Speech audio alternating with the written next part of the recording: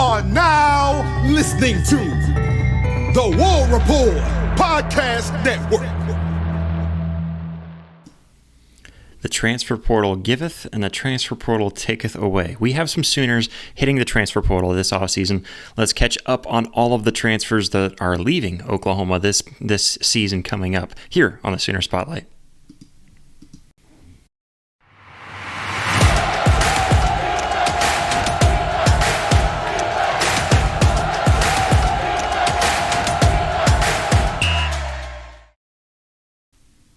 Sooner Nation, welcome into another episode of the Sooner Spotlight. Make sure to hit that like button, hit that subscribe button, and if you would, go follow me on social media. You can find me on X, formerly known as Twitter. That's at @RealJoshMahler for all updates on this show and so much more.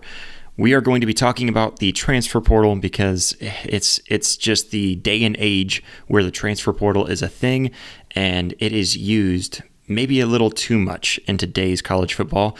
For those of you who are like me and just like old traditional college football, I know I'm pretty young, reaching 30, not quite there yet, but it's changed a lot even in my lifetime. And so for those of you who are older than me watching this show, you know how crazy the transfer portal has gotten. And if you're a traditionalist like me, you probably feel the same way, that it just feels too much. It feels like there needs to be some sort of regulations because you've got guys that transfer all over the place and they might be going through 5 different schools by the time they're done now, it seems like. So, you've had guys like Casey Thompson, who was at Texas, Nebraska, went to FAU and then up to Oklahoma. It's crazy, and I feel like it's gotten out of hand. It feels like the transfer portal has just... It's become hectic. It's become just complete chaos. And there's some programs that it really helps. You look at Colorado and the way that they are able to turn their season around, really their entire program around from one season to the next. Indiana might be the greatest example because you've got Curt Cignetti, and I can understand his players at JMU wanting to transfer over with him. And so you've got scenarios like that where I think the transfer portal can be a really good thing. And I think when your coach leaves, anything like that happens, or maybe something bad happens at the program, which I think may have happened with some of the Oklahoma players that are trying to leave this season. There's different circumstances where I think the transfer portal is a beautiful thing, and I think it can help teams out. It can also hurt teams, and I think in many ways it has hurt the Oklahoma Sooners. Of course, we got some guys, that are maybe names that we're not so concerned about leaving. We can understand them leaving. A guy like Chapman McCown, who I think I honestly liked the upside of Chapman. I thought that Chap was a running back that the only things I've ever heard from his teammates is just how great of a teammate he really is. I've heard a lot of good things about him. We've seen little tiny glimpses of him on the football field, not very much, and so that's one of them that I can understand him leaving, especially when you've got a guy like Taylor Tatum, and then you've also got Xavier Robinson that had burst on the scene. So there's scenarios where there's a guy like him where I can totally understand him leaving, and it doesn't really feel like it's that big of a loss because we really haven't seen anything from him. We haven't given him the chance. And that's where he needs to, go on. And I hope the best for him. Jaden Rowe being another guy, a DB that, man, I really didn't want to see the DB depth leave. But whatever the case may be, I mean, that's something that he felt like he needed to leave. I am very excited about what Brent Venables has talked about with the new class of DBs coming in. So maybe that's okay. And maybe that's part of the reason why he said, hey, I might not be getting a whole lot of playtime here because I see the dogs coming in, and they might be taking my spot. Whatever the case may be, I appreciate guys for giving their time to Oklahoma in many ways. Emeka Megwa is another running back that we're losing to the transfer portal. Again, another name that many Oklahoma fans might not even know. Another guy that was in there and put in some good work, if nothing else, at least in practice, to help the Sooners really in the time that he's been here. Caleb Hicks, a guy that I think a lot of Oklahoma fans expected to see on the field this season, especially with all the injuries, all the question marks, especially even at that running back position. We needed another guy to step up, and Xavier Robinson was one of them that came out of nowhere to step up, and we thought Caleb Hicks would have been one of those guys. He's set to enter the portal. And so you've got a few guys like that. And another guy worth mentioning, another guy that I really hate to see leave is Jacques Petaway. Again, totally understood. I don't feel like he was used properly. And so I think certain guys just misused, not used properly, maybe didn't really give them a full chance. And I can understand them wanting to leave because of that. But let's go on to some of the other the other transfers that I think are transferring out. I mean, there's 3 that I'm going to mention that really, I think, hurt Oklahoma in different ways. And the first, we'll start off with Bauer Sharp, and I'll start off with him just to get it out of the way, because I think a lot of Oklahoma fans, based on the reactions that I saw on social media, specifically on X, there's a reason why this guy's leaving. And if you go and see some of the comments, Sooner fans, Sooner Nation, we need to be a little more classy than what we've been with the news of Bauer Sharp leaving. And Bauer Sharp has had his moments, and I've been very critical of him. I've also defended Bauer Sharp here on this podcast. I think he's an amazing talent, and I think he can use that talent in ways that we just didn't use it. I think we set him up for failure when we tried to set him up for what was that, a pass back for him to throw the ball in the LSU game. We use him on jet sweeps constantly, and that just doesn't make sense. He wasn't always the best of blockers, but he did block pretty well in many different ways. I appreciated Bauer Sharp on the field when we used him properly, when we put him over the seam, that 4th down conversion where we had the punter pop pass over to him. I think that's how you use Bauer Sharp properly. And that's how you use a tight end. Put him in the seam, put him across the middle of the field as that safety route that you can go to, because it's a big body with sure hands. And of course, we're gonna remember times like in the Alabama game where he dropped a wide open pass, pass that hit his hands in the end zone for a touchdown to put us up at that moment. And we really needed that touchdown. That felt like a gut punch that ended up not biting us in the rear. There's things like that. But guess what? Players have ups and downs. It's just that we saw that more out of Bauer Sharp because we just used him so much. And I don't blame him one bit for leaving, especially after seeing the reactions of Sooner fans. So Bauer Sharp, even though I myself had been critical of him, and maybe teasingly so, even on social media, I would never root against my own players, and even when they're transferring out, unless it was for some crazy reason, or maybe somebody that just totally ruined this program, which I don't think is the case with Bauer Sharp. And I know a lot of fans will disagree with me on Bauer Sharp, and I totally get that. I understand the frustration around Bauer Sharp, but he was a player that did everything he could to try to help this team in the dumpster fire that we had on offense. I think he was overused, misused, and ultimately mistreated by the fans. And so we lose Bauer Sharp. I hate to see him go, just because I know what he was capable of. But for Bauer Sharp, I do think the next man up mentality is where we can be with him, and I understand him leaving. Bauer Sharp, I wish you nothing but the best. The next one that I think it hurts me more than some Oklahoma fans is Jackson Arnold. I had backed up Jackson Arnold from the moment he stepped on the field, really before he stepped on the field this season, all the way through the end of the season. I have been one of, if not the biggest Jackson Arnold supporter. I see the talent in this kid. I do. I know that he is talented. I know that he's capable of big things. And when we got Ben Arbuckle, I was extremely excited because I think he's the kind of coach that Jackson Arnold needs.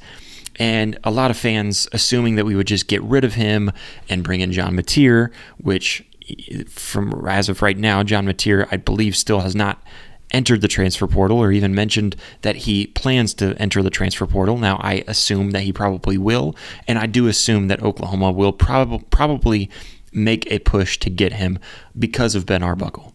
So, that there's something about Jackson Arnold, though, that I didn't want us to push him away. I wanted us to do whatever we could to keep him around. And again, another guy that I think might have been a little bit mistreated at Oklahoma.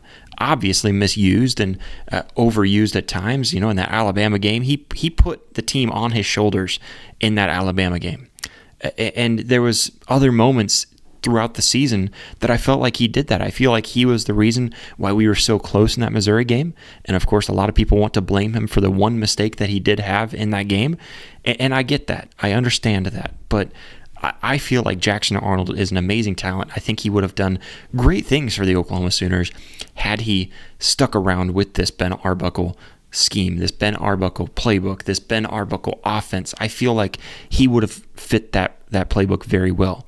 Now, I have never been a hater of Michael Hawkins. I like Michael Hawkins a lot. I love his story. I love his connection, his tie to Oklahoma through his dad. Now he brings his brother over as a DB. That's going to be an amazing thing to see. And I'm very excited, and I hope that that's where we go. I personally believe in supporting my players that are currently on the roster. Jackson Arnold right now, he's not on the roster anymore. I wish nothing but the best for him, and I understand him leaving.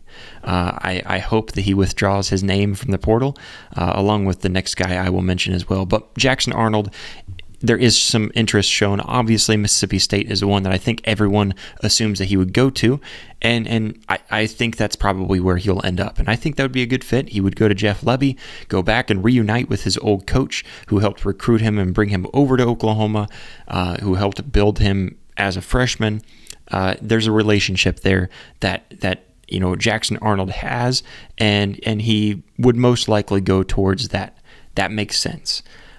But there is some interest from Auburn, who I think would love to have a guy with his talent and with his ability. I just don't think Auburn would use him properly. I think him going to Auburn, he's going to go into that RPO system, which was proven it doesn't fit. Jackson Arnold is not an RPO quarterback as much as Seth Littrell tried to make him into one. He just isn't that. I think you have to simplify the offense a little bit more for him and progress him into that RPO. Maybe Hugh Freeze can do that. Can do just that. Georgia is another one that's very interested in Jackson Arnold, at least through the grapevine. This is all speculation, but these are three teams that are pretty interested in him. Now, the thing that sucks is they're all three SEC teams, so he would stay within the conference. I don't like that, and I definitely don't want him to go to Auburn because that means we have to have him come back to Norman. And if that's the case, I want to bring him back with open arms. Love the guy. I love his leadership and his heart. Oklahoma fans, I don't think you guys fully respect and understand, and I'm talking to those who kind of pushed Jackson Arnold out of the program. I don't think we all respect and understand exactly what he put himself through and what he did to give back to Oklahoma. He very easily could have sat out and said, I'm going to redshirt because he plans on transferring. I think that was a decision that he planned on making maybe right in the time that he got benched and coming back in. I think he planned on leaving. And it seems pretty obvious now with hindsight that was his plan. He could have just saved his red shirt and had an extra year of eligibility somewhere else. But instead he burnt that to come back and start for Oklahoma when we really needed him. If you can remember that South Carolina game, that's when we put him back in. And I felt like we waited way too long to put him back in that situation. But there he was, and he came back in and did everything he could. And since that change, since coming back in as a starter, that was a totally different Jackson Arnold, a Jackson Arnold who tried to put this team on his shoulders and carry them as best he could. It's just, again, I think misused and overused in many different ways. And I appreciate that from Jackson Arnold. I am grateful for what he did for the University of Oklahoma. And I really do wish him nothing but the best. I love the kid. I love his tenacity. I love his leadership. Hope he does great things. Going on the last one, I think the one that hurts the most, obviously, with the wide receiver room as banged up as it was this past season, one of those wide receivers that was banged up was Nick Anderson hitting the portal. Man, this was the news that really felt like a gut punch. Losing Jackson Arnold, I understood it. Even Bauer Sharp, more recent news, understood it. Everyone else, it makes sense. Jacques Petaway makes sense. Chapman McCown and even Emeka Megwa, they all make sense. Everything seems to make sense. The Nick Anderson one did not make sense until you read between the lines. And a lot of that being speculation again, a lot of this being speculation, but from reading between the lines, First of all, it was not a fake injury that he tried faking just so he could get out of here, because something that is not taken into consideration with that rumor is he didn't have a redshirt year to save up. He burnt his redshirt year, his true freshman year, and this past last season was his redshirt freshman year. This season would have been his technically officially junior, but it would be his redshirt sophomore year. So he already burnt up that redshirt, therefore not having that to save. And so that part of the equation doesn't really seem to make any sense. And on top of that, it was evident that he wanted to be out on that field. He was there on the sideline with his guys, cheering them on all along the way. And it does seem that maybe he was mistreated in the medical department, which may have led to him leaving. If we can remember back in his recruitment, I believe he was committed to Notre Dame, flipped that over to Oregon, and just shortly before signing day, Oklahoma flipped him from Oregon to come down to Oklahoma, and a big part of that was because of Rodney Anderson, his brother, bringing him to Oklahoma to join kind of a family legacy there. And forever grateful for having Nick on our team. We will always remember that big drive in the Texas game and the big time catch in the corner of the end zone where it felt like Dylan Gabriel was about to get sacked.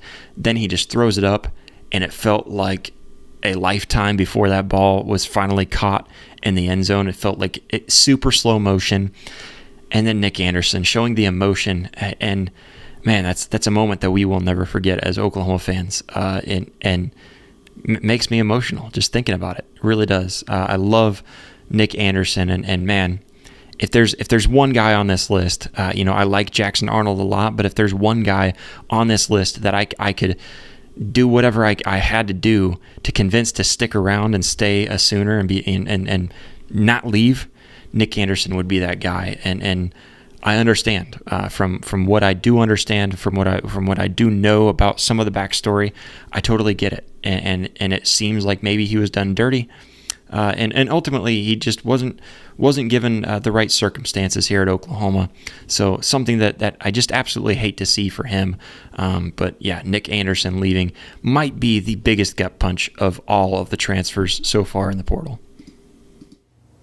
Hey Sooner fans, did you enjoy this video? Well, go ahead and hit that like button and go ahead and hit that subscribe button. What are you doing if you've made it this far and haven't already? You should be able to find that subscribe button over here. And then if you want to see full episodes, we've got those up here and clips right down here. So go check that out. But we thank you all so much for all the love, all the support. We'll catch you next time. Boomer.